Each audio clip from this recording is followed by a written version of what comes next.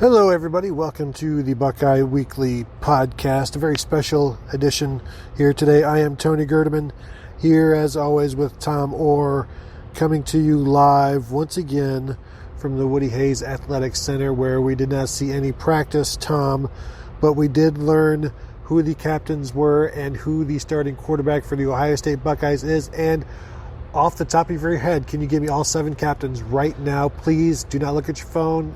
Go. Jordan Fuller, Tuf Borland, Jonathan Cooper, Chase Young, KJ Hill, J.K. Dobbins, and C.J. Saunders. Was that 7? That was 7. Good job. All right. Just guess everyone who just goes by their initials, and you've got a pretty good head start. You got CY in there, you got JK, you got CJ. All right, so yes, 7 captains, and we'll get to Justin Fields being named the starter in a bit, because you probably want to know about that. You had no idea that was coming. I know some Buckeye fans, I don't know if it's the vocal minority or the vocal majority, don't always like this large number of captains. But Ryan Day said when they tabulated it, because last week, or maybe 2 weeks ago, or the first time we talked to him, I asked him what his process was for captains. And he said, ideally 2 on offense, 2 on defense, and then you see where the voting lies. And today he said that there were 7 guys who separated themselves ahead of the rest. And the gap between 7 and 8 was significant, so he just went with all 7. I never really have a problem with this. I wonder if sometimes people just need something to complain about, or if it's the whole everybody gets a trophy theory as to why do you need 7 captains? But I can't get up in arms about it. It's one of those things that if you have a good season, having a lot of captains means that you have a lot of great leadership on your team. And if you have a bad season, it means that you don't have any one true leader and there's not one unified voice in the locker room, and therefore it's a big problem. So this will get whatever kind of season they have, the narrative will get retconned to that. Yeah, that's true. In terms of the vocal leaders, the most popular answer was Chase Young, who is, as a junior, I mean, that's a pretty good thing. Of course, KJ Hill was like, well, he just talks all the time. That's what vocal means. So it's kind of he's a vocal leader, but a lot of his vocal is just talking, and like KJ said, he'll talk without even knowing what he's saying, and he'll tell KJ as they're lining up, KJ, you're not going to get the ball on this play. KJ, you're going to be locked down. And this is a defensive end telling a slot receiver, like, you're not going to get the ball here, and that's just, I think that's just Chase Young being Chase Young. Yeah, he knew he wanted to be a captain. He strived for this, but he's also just a boisterous, talkative guy. We talk about Jonathan Cooper a lot, but Chase Young is like that as well. Not quite the same levels, but he has no problem speaking his mind. Well, if Chase Young likes to talk a lot and not know what he's saying, I mean, it sounds like he might be a great co-host for this podcast. That's true. If he's looking for something else to do, I think he's probably pretty busy. This little guest shot from Tim May there. Thank you, Tim. We don't have music blaring today, so Tim's here to give us some ambiance. Always appreciate that from the great Tim May. Chase Young is one of those people who, being vocal is great. He's also someone who is almost going to be a leader on this team by default, just because I don't want to spoil anything, but he's probably going to go relatively high in the NFL draft next year.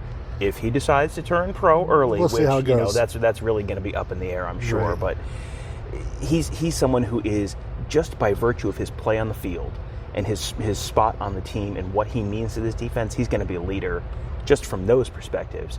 So to then have him also be a vocal leader in the locker room, that makes him a very logical captain pick. He was someone who I don't know if you and I both went through and kind of tried to guess who might be a captain. I was right on some and wrong on some. There were some guys I thought might be that weren't, but Chase Young was someone I had down just based on his on-field play alone, let alone whatever he brings to the locker room. Well, and he was asked, how comfortable are you talking to your teammates if they're loafing or they're not doing what they need to be doing, and he has no problem doing that. And he was asked, what if somebody else does that for you? And he's like, they don't have to, because I go hard every play. I do this, I do things right. And That's also a prerequisite for being a captain, and that's something that he set out to do, and that's something you can speak to all of these guys about. Let's talk about C.J. Saunders, named a captain, former walk-on, former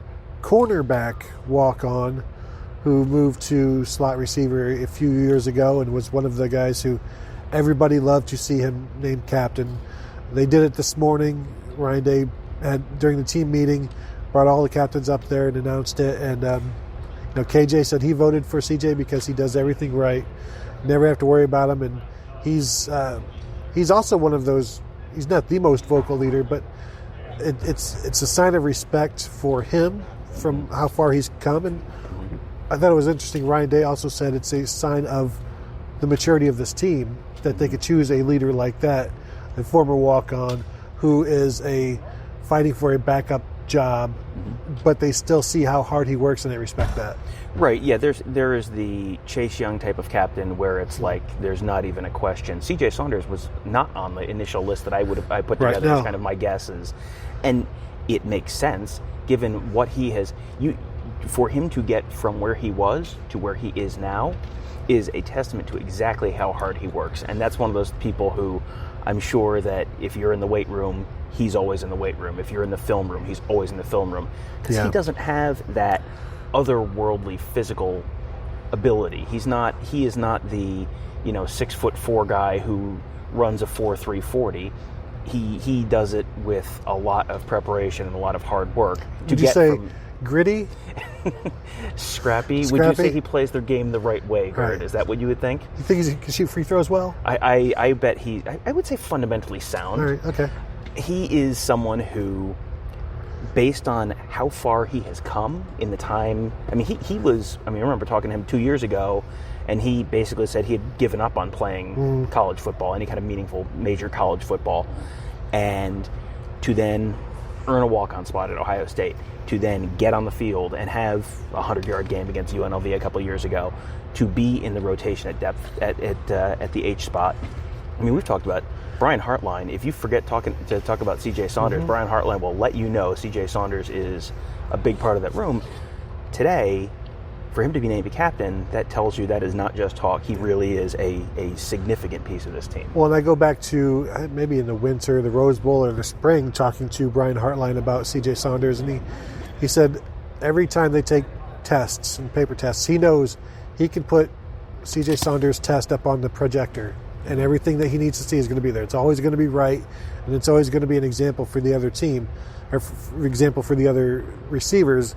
And he's not just an example for the other receivers, he's an example for the entire team. And I thought that was good for him, and I'm sure his family is thrilled with that. Let's talk about J.K.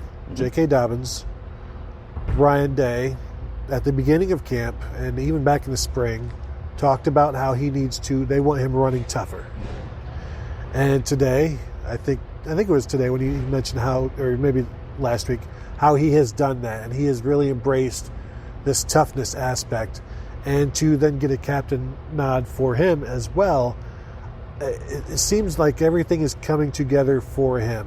He's doing it, getting his body right, running the right way, leading the offense, so much so that Ryan Day is talking about they still need a backup running back because JK can't do it all, but he's going to do a lot. So there's a lot riding on him, and he has answered the bell each step of the way so far. And for the people who I think we're all not down on him per se, but last year was not good. It wasn't very good for him. It was still 1,000 yards, but 4.6 yards per carry is below average for an Ohio State running back.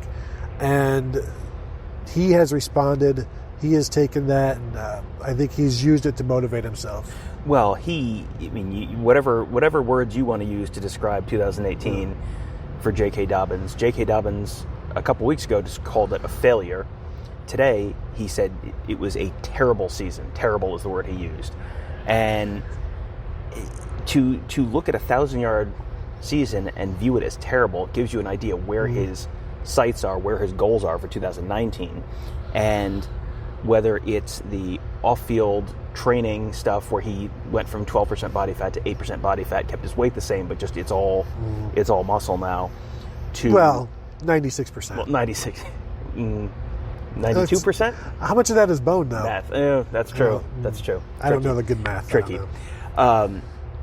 It's from that to what we've seen, the little bits we've seen on the field, and what we've heard from Ryan Day, from other players. Tuesday or Monday, whatever day it is today, Monday. I don't know. Ryan Day was asked about guys who stood out and he didn't want to specify, didn't want to talk. He said one player's name, and he said J.K. Dobbins. J.K. Dobbins is running hard. J.K. Dobbins is, doing all the stuff they're asking him to do. It's one of those things where, again, we don't get to watch a huge amount of practice. We didn't get to watch a huge amount of practice last year, so we don't really have a great comparison. Just based on what people are saying, based on what we know about what J.K. Dobbins has done this year, and based on the fact that this probably is a contract year for J.K. Dobbins, because he's, you would expect him to probably turn pro after this year. If you were going to bet on a breakout player, I don't know if you can call a 2-year returning starter a breakout player, but a guy to have kind of that big bounce back season, J.K. Dobbins would be a pretty good person to put your money on. Well, I think you're right, and we'll get back to J.K. I just see a utility vehicle over here, and it's like they're waiting for the right moment. There it is. There it is. But J.K., we all know about him.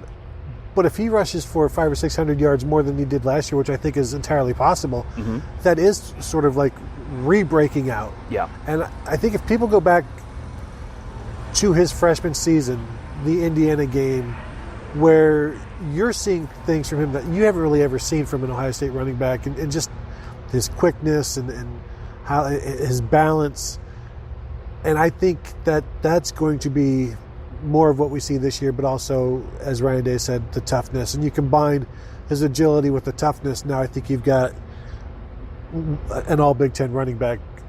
Pretty sure bet, but there are others. Jonathan Taylor, obviously, that will be one. I guess there's only 2 good running backs in the Big Ten. Well, and here's the other thing that's kind of intriguing about J.K. Dobbins. You've got all the stuff we talked about with him personally, both the internal stuff, the external stuff we've kind of heard about him.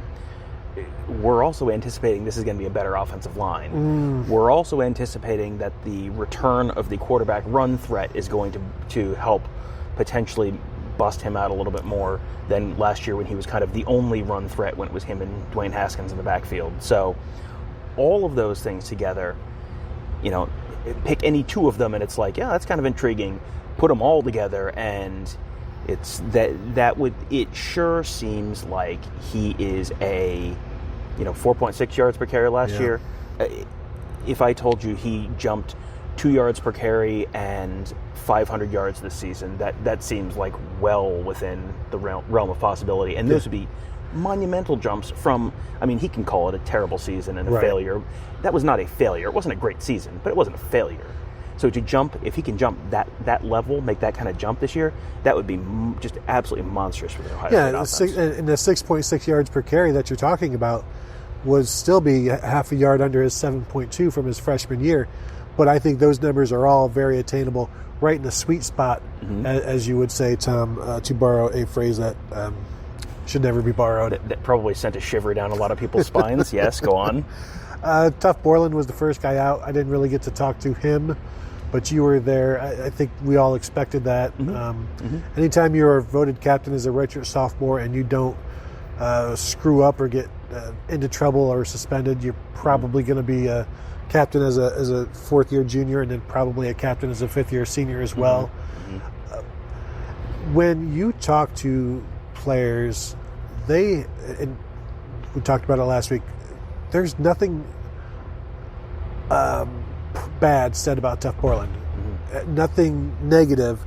Talking to, I don't even remember who I was talking to today. We only talked to like 8 people, so I should be able to remember. Jordan Fuller. Just how he's happy for Tuf that he's healthy now and he's able to be the player that he wants to be. And I asked him, was he not able? I asked Fuller, was he not able to do that last year? And he said, you could just tell he didn't have the speed that he normally does. He wasn't healthy, and you could see. I think Tuf Borland wasn't the only person frustrated by that last year. I think I wouldn't say the teammates were frustrated. They just felt bad for him that he wasn't able to do what he believes he can, what he normally can. And now it sounds like he's getting back to that. And we'll see. Impartial media, I'm rooting for that guy. Mm-hmm. I want to see him succeed because of how much grief he has gotten from people.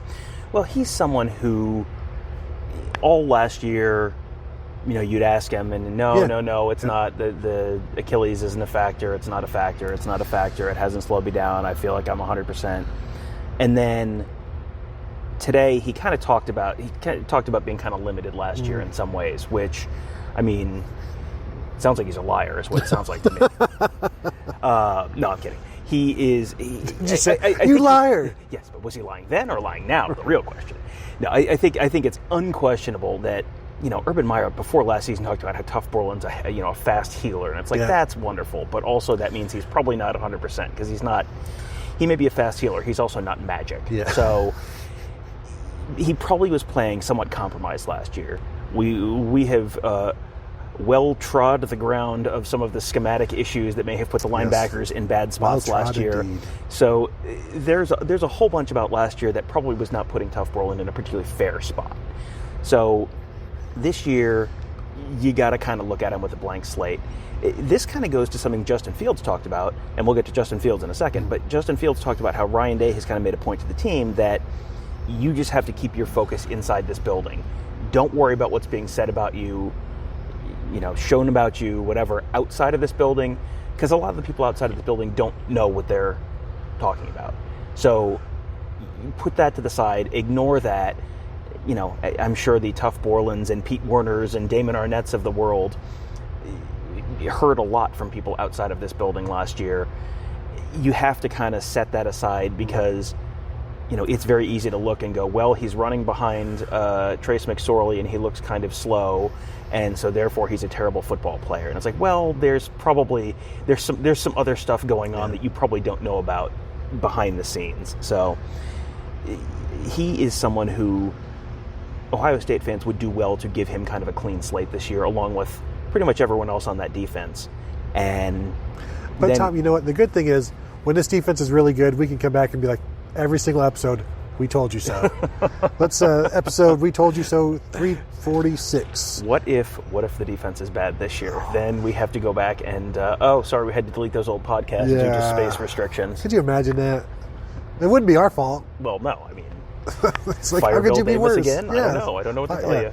Exactly. The whole keep it in-house is interesting because there's the balance of keep it in-house, but also we like the chip on your shoulder. Have you guys heard about all of the terrible things that's being said about you right now? Mm-hmm. So there's a balance there, and it's not just Urban always talks about like this vacuum of this cocoon of the Woody Hayes Athletic Center, but it's only a cocoon for stuff still comes in, stuff still gets out, and that's where that chip comes from when players hear about how bad they are, the defense hears about how bad they are. You mentioned Justin Fields. I don't know if you guys heard, but we've got a vehicle coming this way. But named the starter today by Urban Meyer. Oh, Jesus. I'm so distracted right now. Dollar in the jar.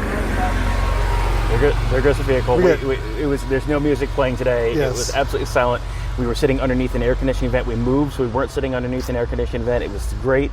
And then they just drove a Gator vehicle about 4 feet from us in an otherwise completely empty building. So anyway, what were we saying? Justin Fields, the starting quarterback at Ohio State. Jim Tressel named him the starter today. Tressel, against the wishes of senior head coach Earl Bruce. But no surprise. This was Justin Fields. I think he even said, "Well, I had been running with the ones all camp." So it's, right, yeah, he said he'd been with the ones pretty much all of fall camp. So this was not a big mystery. This was enough of not a big mystery that it was a running joke on social media, within the beat that how little of a surprise this was, and that's he came in. There was no one who had a significant experience advantage over him. No. There was no one who had, the recruiting pedigree that he has. There was no one who was running with the ones nearly as much as he was. So there really wasn't a whole lot of drama. I mean, The math if was Tate easy. Martell, right? If Tate Martell and Matthew Baldwin were still here, this would have been a much more interesting decision. Neither of them are here, so It would have been more interesting. You're right about that. That would have been, and that would have created. I think that that's sigh. Yes, that would have been a much and it would have been a much more interesting decision today.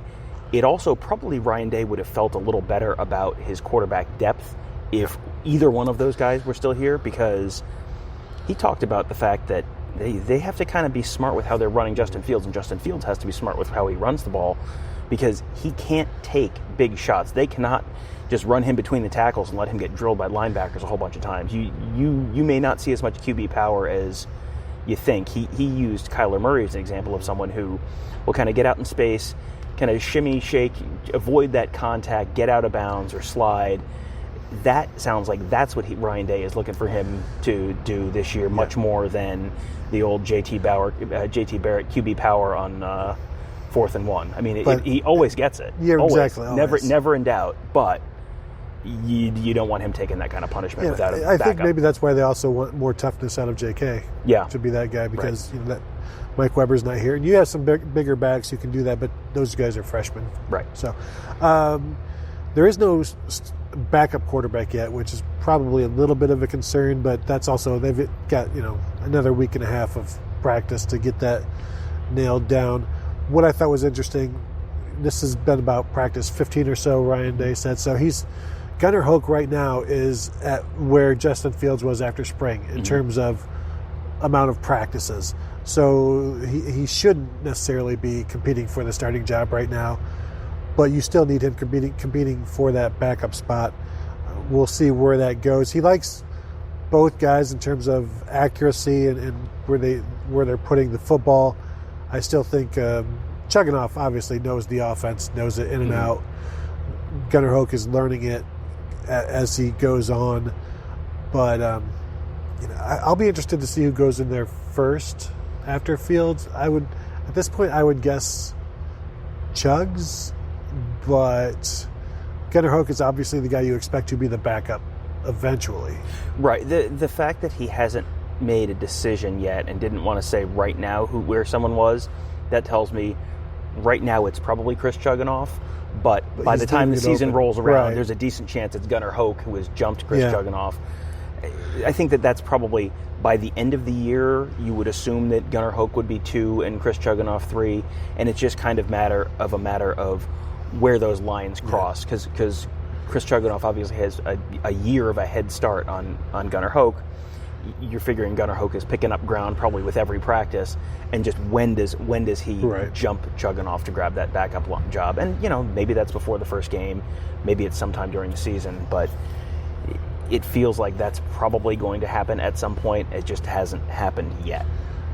The other backup job, backup running back, nobody has been named that guy yet, although Ryan Day said probably DeMario McCall at this point has a little bit of an edge. He's practiced well, and there is definitely a role being made for him.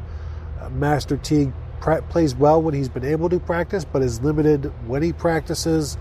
And then you mentioned the freshmen are both fine, looking good, and all 5 of them, all 4 of the backups could play this year, and obviously there's no reason not to with the redshirt rule.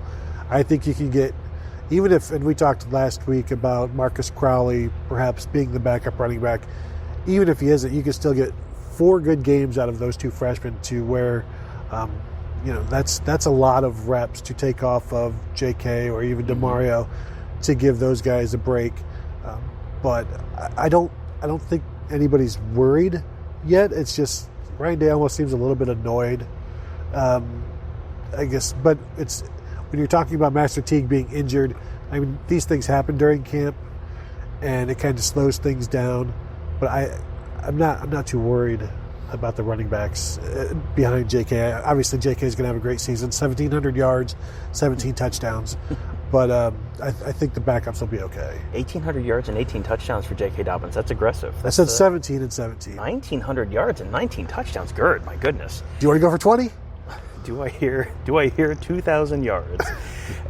it sure seems like Demario McCall is that second running back right now. I mean, that's what Ryan Day kind of talked about. That's sort of where he is right now.